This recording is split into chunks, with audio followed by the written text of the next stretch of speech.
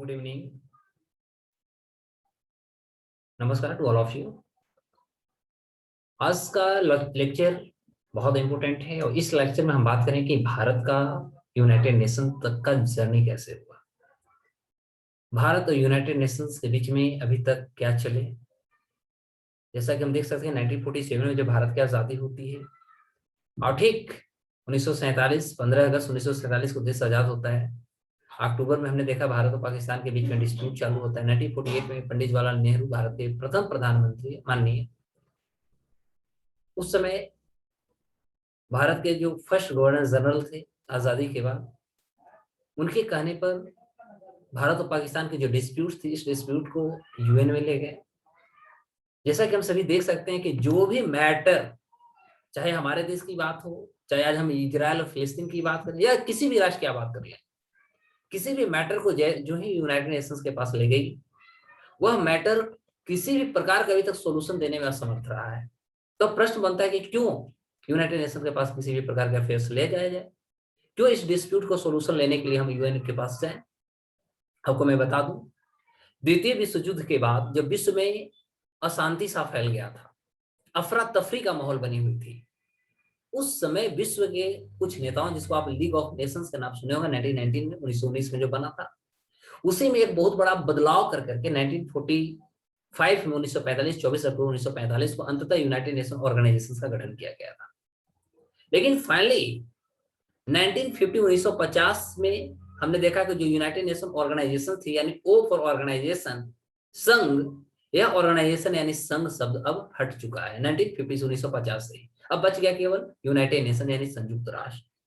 तो इसकी भी इतिहास बहुत लंबी रही, कभी मैं आपको यूनाइटेड नेशंस का इतिहास पे बात करूंगा। लेकिन आज का जो हमारा चर्चा है, विषय है कि भारत का यूनाइटेड नेशंस के साथ जो यात्रा वृतांत जो हुई है, कैसे कैसे हुआ, कहां से हम शुरू किए। अभी वर्तमान के इतिहास को देखते हैं, वर्तमान में जो हैपेंड हुआ, तो अभी 75 यानी 75वां हमने फाउंडेशन दिवस मनाया यूनाइटेड नेशंस का, पिछले 24 अक्टूबर को हमने मनाया था। और is an opportunity to look at the major trends. यहाँ पर बहुत सारे ट्रेंड्स, पैटर्न्स हुए, फ्यूचर चैलेंजेस हुए, इस सारी चीजों को देखेंगे as far as India is concern, जो कि भारत के तरफ से इसमें चुनाव को देखने को मिलेगा। बहुत सारे ऐसे सेफ गार्ड भी हमें मिले, बहुत सारे हमें सुरक्षात्मक चीजें भी वहां से प्राप्त हो चुकी है। Interest promoting and common goods, like जैसे मान लीजिए अभी भारत के बीच भारत और पाकिस्तान के बीच में विवाद चल रहे हैं, लेकिन बहुत सारे ऐसे भी अफेयर्स हैं जहां पर यूनाइटेड नेशंस की तरफ से भारत को एक बूस्टअप भी मिला है, भारत को एक बहुत बड़ा आप कह सकते हैं कंट्रीब्यूशन भी मिला है। तो इस सारी चीजों को हम बात करें, इस ऑर्गेनाइजेशन के बारे में यदि चर्चा किया जाए, यूनाइटेड नेशंस की बात हम करें, तो यह जो ऑर्गेनाइजेशन है एक इंटरनेशनल ऑर्गेनाइजेशन, एक इंटरनेशनल ऑर्गेनाइजेशन। लेकिन मैं बात करूं कि यह एक इंडिपेंडेंट नहीं है, इस पे पहले से जितने भी अस्थायी इसके जो परमानेंट जो मेंबर्स हैं, खासतौर पे I am talking specially about America, तो इस पे कहीं ना कहीं जो एक बहुत ज्यादा ऑटोनोमस जो अथॉरिटी होता है या अपना एक वर्चस्व जो होता है, यूएन पे पहले से ही वर्चस्व अमेरिका का बना हुआ है। यूनाइटेड नेशंस का मुख्य रूप से यदि हम कामों को देखें, इसको जो बनाया गया था उसके पीछे रीजन्स को देखें, तो इसके पीछे मात्र 3 रीजन्स है। पहला है कि अंतरराष्ट्रीय शांति और सिक्योरिटी को मेंटेन करता है। दूसरी बात क्या होता है कि अंतरराष्ट्रीय स्तर पर एक फ्रेंडली रिलेशंस को डेवलप करने की कोशिश करता है। और थर्ड जो होता है वह, चाहे हमारा ह्यूमन राइट्स की बात करें, लिविंग स्टैंडर्ड्स की बात करें या सोशल प्रोग्रेस की बात करें, सोशल प्रोग्रेस को प्रमोट करता है, लिविंग स्टैंडर्ड को बनाता है अच्छा, और ह्यूमन राइट्स को लेकर के फाइट करता है। यानी उसकी इक्वालिटी जो होती है कि ह्यूमन राइट को जिस तरह से लोग एक्सप्लॉइट करते हैं अंतरराष्ट्रीय स्तर पर, ये सारे चीजों को कैसे कंट्रोल किया जाए, उस पर क्या ऐसे कह सकते हैं लेजिस्लेशन लाया जाए, या उस पर कंडेम किया जाए, या उस पर किसी भी प्रकार के हम कह सकते हैं कोऑपरेटिव वेलफेयर एक्टिविटीज को इम्पोज किया जाए, ये सारी गतिविधि करने का जो सबसे पहला जो अकाउंटेबिलिटी है वह यूनाइटेड नेशन ऑर्गेनाइजेशन के अंतर्गत आती है। इसके मेंबर्स कितने हैं, तो अभी वर्तमान में देखा जाए तो 193 इसके स्टेट मेंबर्स अभी वर्तमान में हैं। एक्चुअली जितने भी स्टेट मेंबर्स 193 जो हैं, ये सारे यूनाइटेड नेशंस के हैं। और ये सारे जो मेंबर्स होते हैं वो पहले क्या होते हैं कि जनरल जो हमारा असेंबली होता है यूनाइटेड नेशंस का, उनके द्वारा इनको अपॉइंटमेंट दी जाती है। स्टेट जो होते हैं वो एडमिट होते हैं अपने मेंबरशिप को लेकर के, कहाँ, यूनाइटेड नेशंस के यहाँ, किसके द्वारा? जनरल जो असेंबली होती है उनके डिसीजन के आधार पर होता है। इसकी यदि डिसीजन उनके फेवर में है तब तो इनकी नियुक्ति या इनके मेंबर बना ली जाएगी, यदि वो नहीं किया तो ये नहीं होता। लेकिन याद रखिएगा कि जनरल जो काउंसिल है यूनाइटेड नेशंस का, इसके डिसीजंस के आधार पर की जाती है, लेकिन जो रिकमेंडेशंस दिया जाता है वह सिक्योरिटी काउंसिल का दिया जाता है, सुरक्षा परिषद का दिया जाता है।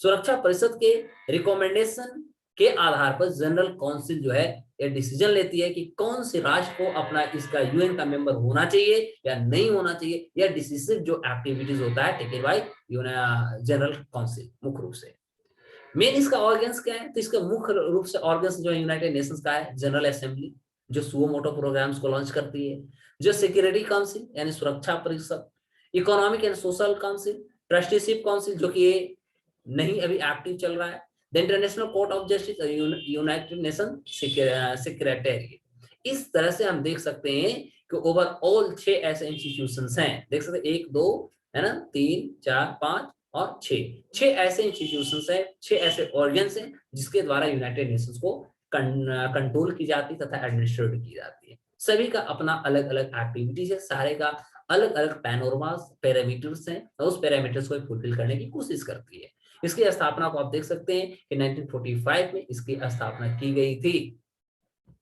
What is the current status of India and UN? अब हम बात करें कि भारत तथा यूनाइटेड नेशंस के बीच में वर्तमान की परिस्थितियां क्या है। जैसा कि देख सकते हैं भारत जो है यूनाइटेड नेशंस का फाउंडिंग मेंबर है, यानी जब 1945 में यूनाइटेड नेशंस ऑर्गेनाइजेशन का जब गठन हो रही थी उस समय से भारत इसका एक सदस्य राष्ट्र बना हुआ है। साइन द यूएन चार्टर, भारत इस पे साइन भी किया यूनाइटेड नेशन का जो चार्टर है, और इस पे केवल भारत नहीं बल्कि हम कह सकते हैं 50 ऐसे अदर राष्ट्र जो हुए उन्होंने 26 जून 1945 को इस पे सिग्नेचर किए, अपना दस्तखत किए, अपना एसेंट दिए, अपने अप्रूवल दिए, और उसके बाद इसकी गठन हुई और कुछ राष्ट्र उस समय से ही फाउंडिंग नेशंस के रूप में कंसिडर किए जाते हैं। वर्तमान की बात करें तो वर्तमान में भारत जो है non permanent member of United Nations है, यानी यूनाइटेड नेशंस का एक क्या वो बोलते हैं परमानेंट यानी नॉन परमानेंट अभी भी मेंबर इसका बना हुआ है। यूनाइटेड नेशन सिक्योरिटी काउंसिल जो है उसके पास 5 परमानेंट मेंबर्स हैं और 10 नॉन परमानेंट मेंबर्स हैं, ये याद रखेंगे। बार बार ये एग्जाम से आती है कि सिक्योरिटी काउंसिल का कितने परमानेंट है कितने नॉन परमानेंट है, तो परमानेंट में 5 है और नॉन परमानेंट में 10 है। परमानेंट कौन कौन है? यूके है, यूएस है, रसिया, फ्रांस तथा चाइना, ये 5 ऐसे राष्ट्र हैं जो अस्थायी सदस्य हैं। नया जो इनकमिंग मेंबर्स हैं जैसे India, Ireland, Mexico, Kenya, Norway और इस्टोनिया, नाइजर, सेंट विसेंट और ग्रेनाड्स, तुसानिया, वियतनाम, ये सारे जो है other current non permanent members हैं। भारत भी non permanent members of United Nations के अंतर्गत आती है। अब इसकी हिस्ट्री को थोड़ा देखें कि भारत को being non permanent member of United Nations, Bharat को कब कब ऐसे कह सकते हैं कि अवसर प्राप्त हुए कि इसका वो वहां पर अपने नॉन परमानेंट रूप में भी उन्होंने सिक्योरिटी काउंसिल में अपना सीटिंग को अरेंज किया, अपनी सीटिंग को वहां पर रिप्रेजेंट किया। तो इसकी हिस्ट्री को देखेंगे तो भारत को non permanent member on seat के रूप में इसको मुख्य रूप से सिक्योरिटी काउंसिल में देखा जाए तो 1950 से 51 भारत इसकी सीटिंग किया, 1967 से 68, 1972 से 73, 1977 से 78, 84 से 85, 91 से 92 और 11 से 12, यानी ओवरऑल 2 4 6 7 यानी 7 टाइम्स, एक्चुअली 8 टाइम्स ओवरऑल। अभी वर्तमान में देखता हूँ 8 टाइम्स एक्चुअली इंडिया जो है इसमें non permanent sit in the security council का अपना रेस्पॉन्सिबिलिटी को निभाने में सफल रहा है। अब बात होता है कि how do United nation works in India, Bharat में यूनाइटेड नेशन किस तरह से काम करता है, या एक बहुत बड़ी चुनौती इसको जानना हमको आपको सभी को जरूरी है। तो देखा जाए तो भारत में क्या है कि यूनाइटेड नेशंस के जो काम है वो गाइडेड की जाते हैं United nation sustainable development framework के द्वारा। तो आपसे प्रश्न पूछा जा सकता है कि भारत में यूनाइटेड नेशन किस तरह से काम करती है, तो इसके जितने भी प्रकार के पैरामीटर्स एक्टिविटीज हैं, ये सारे एक्टिविटीज को यहाँ पर जो कंडक्ट की जाती है वह यूएनएसडीएफ के द्वारा किया जाता है। UNSDF stands for United Nations sustainable development framework, ठीक है। और यह एक फ्रेमवर्क ऑफ द कॉर्पोरेशन है, यानी यह सहयोगात्मक एक्टिविटीज को करता है, परिणाम को भी देता है तथा स्ट्रेटेजिकल जो प्रोग्राम्स होते हैं यानी नीति निर्धारण की जो एक्टिविटीज होते हैं इस काम को करते हैं between the government of India and the United Nations system in India. यानी भारत में यदि देखा जाए तो भारत की सरकार तथा यूनाइटेड नेशंस का जो सिस्टम्स है इन इंडिया, ये दोनों के बीच में चाहे रिजल्ट को लेकर को, स्टैटिस्टिकल पॉलिसी को लेकर को, फ्रेमवर्क ऑन कोऑपरेशन को लेकर को, ये सारे एक्टिविटीज को कंट्रीब्यूट यहाँ करने की कोशिश करता है। They can also achieve of the national priorities on the विशेष सस्टेनेबल डेवलपमेंट गोल्स। जैसा कि आपको पता है कि एसडीजी का जो रिपोर्ट तैयार की जाती है वह 17 यानी 17 पैरामीटर्स का आधार पर की जाती है। ये सारे चीजों को स्टडी करते हुए अपने कंट्रीब्यूशन तथा अचीवमेंट को यहाँ पर फॉलो कराती है। सबसे ज्यादा देखा जाए जो फोकस एरियाज होते हैं, इसमें हमारा पॉवर्टी होता है और अर्बनाइजेशन होता है, यानी गरीबी तथा शहरीकरण, ये इनका सबसे ज्यादा फोकस एरिया है। Health focus area water and sanitation, education, nutrition and food security, climate change, clean energy और disaster resilience, skilling, entrepreneurship, job creation, gender equality and youth development. This is very important to know. ये मैं चीजों को बहुत ज्यादा focus कर रहा हूँ। यानी आपसे पूछा जाए हमारा भारत में खासतौर पर यूनाइटेड नेशंस कौन कौन ऐसे क्षेत्र है, कौन कौन से एरिया है जहां पर सबसे ज्यादा फोकस करता है, तो these are the area which are very focused by United Nations in India.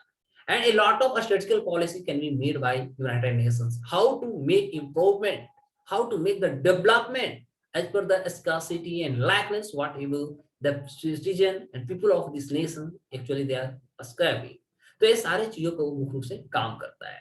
आगे देखा जाए भारत सरकार की जो कुछ मैसेज दिया गया उस मैसेज को हम देखेंगे तो यूनाइटेड नेशन का जो एसडीएफ जो अभी हमने देखा यह अंडरपाइंड होती है over reaching the principle of SDG, यानी जो सस्टेनेबल डेवलपमेंट गोल्स का जो लक्ष्य है उसके अंतर्गत ये काम करती है। लिव नो वन बिहाइंड, इसका एक कंसेप्ट है कि कोई भी नहीं छूटे, सबको साथ लेकर चलना, यानी भारत सरकार की जो कॉन्सेप्ट सबका साथ सबका विकास, उस पे एक काम करती है। इक्वाइंग द गवर्नमेंट ऑफ इंडिया, भारत सरकार को उसमें लेकर चलती है। जो भारत सरकार की मैसेज है सबका साथ सबका विकास यानी डेवलपमेंट फॉर ऑल, इस कॉन्सेप्ट को लेकर के आगे बढ़ाती है।